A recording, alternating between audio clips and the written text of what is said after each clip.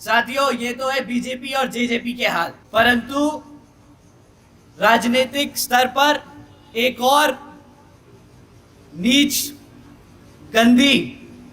जो हमारे समाज को पिछले 50-60 सालों से दबाने की कोशिश कर रही कांग्रेस पार्टी भी है। ये कांग्रेस वही कांग्रेस है जिसने हमारे बाबा साहब को भारत रत्न देने से रोका। ये कांग्रेस वही कांग्रेस है जिसने मंडल कमीशन रिपोर्ट को लागू नहीं होने दिया। उत्तर प्रदेश की 4-4 बार मुख्यमंत्री, लोकसभा व राज्यसभा की कई बार सदस्य रही आदरणीय बहन कुमारी मायावती जी, जिन्होंने अपने सभी एससी, एसटी, ओबीसी एवं अल्पसंख्यक समाज के साथ साथ सर समाज में से गरीबों और कमजोरों के लिए अपना पूरा जीवन समर्पित किया है। मुझे गर्व है कि मुझे ऐसे महान नेता के नेतृत्व में काम करने का मौका मिल रहा है। आदरणीय बहन कुमारी मायावती जी का मैं हार्दिक अभिनंदन और आभार व्यक्त करता हूं। साथियों, जैसे कि आपको मालूम है कि बसपा को बने 39 साल हो चुके हैं और इन 39 सालों में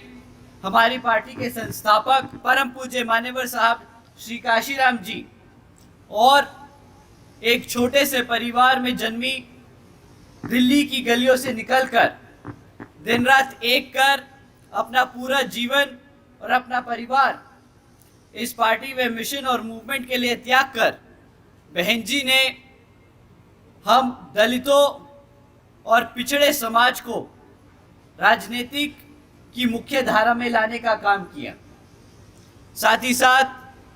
गरीबों और कमजोरों को इतना मान सम्मान दिया कि आज कोई भी राजनीतिक पार्टी हमारे इस वर्ग को नजरअंदाज नहीं कर सकती।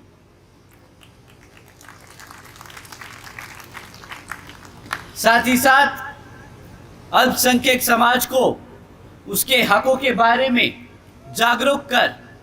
इस भारत में भाईचारे के आधार पर एकजुट कर समता मूलक समाज की स्थापना करने की पूरी कोशिश करी। 39 साल पहले ये पार्टी, ये मिशन, ये मूवमेंट मान्यवर साहब जी ने जब शुरू किया था तो आप सब ने उनका बढ़ चढ़कर साथ दिया और आप सब भी युवा हुआ करते थे। परंतु समय के साथ साथ जैसे जैसे मूवमेंट आगे बढ़ता गया, आप सबकी भी उम्र थोड़ी थोड़ी बढ़ती चली गई और इसी चीज को ध्यान में रखकर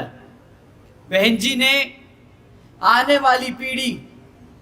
बोले तो अपने आने वाले भविष्य के लिए, इस मूवमेंट को जिंदा रखने के लिए बहन जी ने ये मूवमेंट को आगे बढ़ाने के लिए निर्णय लिया कि आने वाली जो पीढ़ी है वो 50% हिस्सेदारी लेगी हमारे सभी कमेटी के हर स्तर पे। तो साथियों, जितना जरूरी हमारे लिए हर स्तर की कमेटी को बनाना है, उतना ही जरूरी हमारे युवा साथियों को उन कमेटियों में हिस्सा दिलाना है। साथियों, समय आ गया है कि आप सब बहन जी की तरह ही अपने घर से, अपने परिवार से, अपनी पार्टी के इस मूवमेंट को नई ऊंचाइयों तक पहुंचाने के लिए अपने बच्चों को पार्टी में शामिल कर उनको आगे बढ़ाने का काम करेंगे। साथियों, जैसा कि आप सबको मालूम है कि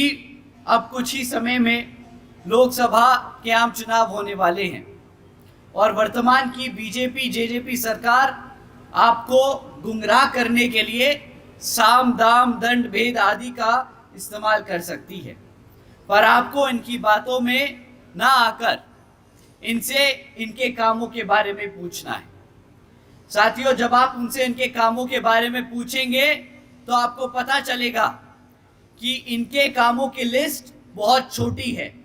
और इनकी विफलताओं की लिस्ट बहुत लंबी।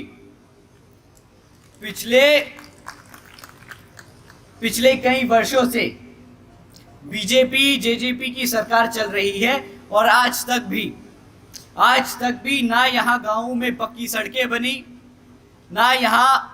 घरों तक 24 घंटे बिजली पहुंची, ना यहाँ नए स्कूलों का खोलने का काम किया गया, ना यहाँ रोजगार देने का काम किया गया, और ना ही यहाँ पे जाति और धर्म के आधार पर जो दंगे हो रहे थे उन पे लगाम लगाने का काम किया गया। साथियों, आज भी बीजेपी जेजेपी ने सरकारी नौकरियों में SC ST OBC भर्तियों पर रोक लगाकर रखी है। आपको जानकर हैरानी होगी कि आज भी 1,80,000 से ज्यादा सरकारी नौकरियां हरियाणा सरकार में खाली पड़ी हैं। आज BSP कहती है कि अगर हमारी आने वाले विधानसभा आम चुनाव में सरकार बनेगी तो जैसे बहन जी ने अपने शासनकाल में यूपी में सबसे पहले आते ही जो सरकारी नौकरियों में बैकलॉग था उसको पूरा किया, उसको भरा, उसी तरह हरियाणा में सरकार बनने पर सबसे पहले बैकलॉग भरा जाएगा। साथियों, आज भी बीजेपी जेजेपी ने एजुकेशन पॉलिसी यहां पर लागू नहीं करी, और तो और इस सरकार ने अपने शासनकाल में 2,500 से ज्यादा स्कूलों को बंद करने का काम किया। साथियों, आज BSP कहती है कि जिस तरह पिछड़े बुंदेलखंड क्षेत्र में बाबा साहब doctor Bhimrao Ambedkar medical college और झांसी में मान्यवर श्री काशीराम जी पैरा मेडिकल ट्रेनिंग कॉलेज की स्थापना की थी, उसी तरह यहाँ पर भी हमारे बच्चों को एजुकेशन में आगे बढ़ने के लिए medical colleges, training centres, senior secondary schools, primary schools की स्थापना की जाएगी। साथियों, जब हमारे बच्चे पढ़ ही नहीं पाएंगे तो कहां से नौकरियां ले पाएंगे, और जब अपने नौकरियां नहीं मिलेंगी तो कैसे वो अपने पैरों पर खड़े हो पाएंगे। साथियों, जो इस सरकार ने हमारे बच्चों को पढ़ने से रोका है पिछले 5 से 10 सालों में, इससे इनकी ये जो मनुवादी सोच रखने वाली मानसिकता है वो दर्शाती है। तो आपको इनकी मीठी मीठी बातों में नहीं आना है, इनके ऊंचे लंबे चौड़े वादों को सुन के बहकना नहीं है। इनसे पूछना है कि भाई जो पिछले 10-15 सालों में एजुकेशन पॉलिसी को लेके आप लोगों ने इतना बड़ा मुद्दा बना के रखा है, उसको आज तक आपने जमीनी स्तर पे लागू क्यों नहीं किया। साथियों, आप सब जानते हैं कि किस तरह से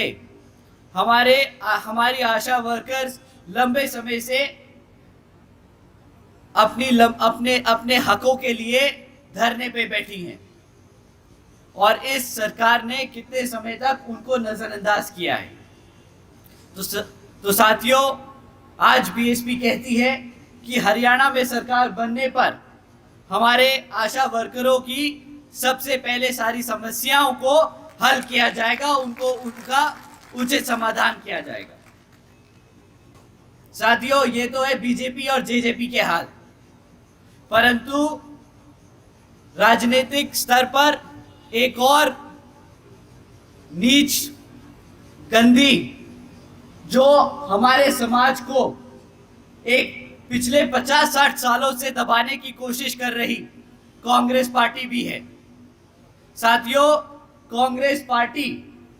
आपको कभी भी आपके बीच में आकर अपने काम गिनवाने के काम नहीं करेगी। वो आपको आकर BSP को गुमराह, हमारे BSP के वर्करों को, समर्थकों को गुमराह करने के लिए हमेशा सिर्फ एक ही लाइन बोलेगी कि BSP तो बीजेपी की बी टीम है। पर साथियों, जब जब कांग्रेस आपको ये बोले, आपके साथियों को ये बोले, आपको सीधा पलटकर बोलना है, भाई बीजेपी की टीम है या नहीं है, तुम बताओ तुमने क्या काम किया पिछले 50-60 सालों में हरियाणा में। जब आप उनसे ये सवाल पूछेंगे तो उनकी हालत खराब हो जाएगी, पसीने छूटने लगेंगे, क्योंकि उनके पास आपको बताने के लिए कुछ नहीं है। अगर उनके दिल में जरा सी भी इंसानियत बची होगी तो वो आपको सच्चे दिल से बताएंगे कि किस तरह उनकी सरकारों ने हमारे बाबा साहब को भारत रत्न देने से रोका। वो अगर उनके दिल में जरा सी भी इंसानियत होगी तो वो बताएंगे किस तरीके से उन्होंने मंडल कमीशन रिपोर्ट को लागू नहीं होने दिया। साथियों, ये कांग्रेस वही कांग्रेस है जिसने अपने सारे शासनकालों में हमारे समाज को, बहुजन समाज को, पिछड़े समाज को दबा के, रोक के उस पे सिर्फ राज करने का काम किया। साथियों, अब समय आ गया है कि आप भी हरियाणा में बीएसपी की सरकार बनाने के लिए मन बना ले, ठान ले। साथियों, ये इसलिए मैं कहता हूं क्योंकि जब हमारे लोग, बीएसपी के लोग, बहुजन समाज पार्टी और बहन जी की सरकार को याद करते हैं, यूपी की सरकार को याद करते हैं, तो वो उन्हें समय याद आता है जब बहन जी ने सावित्रीबाई फूले शिक्षा योजना लागू करी थी, जिसके तहत 7 लाख से ज्यादा बच्चियों को 12वीं तक की शिक्षा प्राप्त करने हेतु 600 करोड़ से ज्यादा की लागत हमारी बच्चियों पर खर्च कर हमारी बच्चियों को अपने पैरों पर खड़े करने के लिए बहन जी ने अपने समाज की बच्चियों के लिए खर्ची थी। उन्हें याद आता है वो समय जब बहन जी ने देश में पहली बार सरकारी कॉलेजेस के स्टूडेंट हॉस्टल्स में अन्य पिछड़े वर्गों के छात्रों के लिए 27% आरक्षण की व्यवस्था तय की थी। साथियों, साथ ही साथ बहन जी ने महामाया गरीब बालिका आशीर्वाद योजना के तहत 3,25,000 बच्चियों को 1-1 लाख रुपए देने का काम किया। साथियों, इस योजना के तहत बहन जी ने 3,250 करोड़ रुपए अपनी बच्ची को देने का काम किया। साथियों, बहन जी ने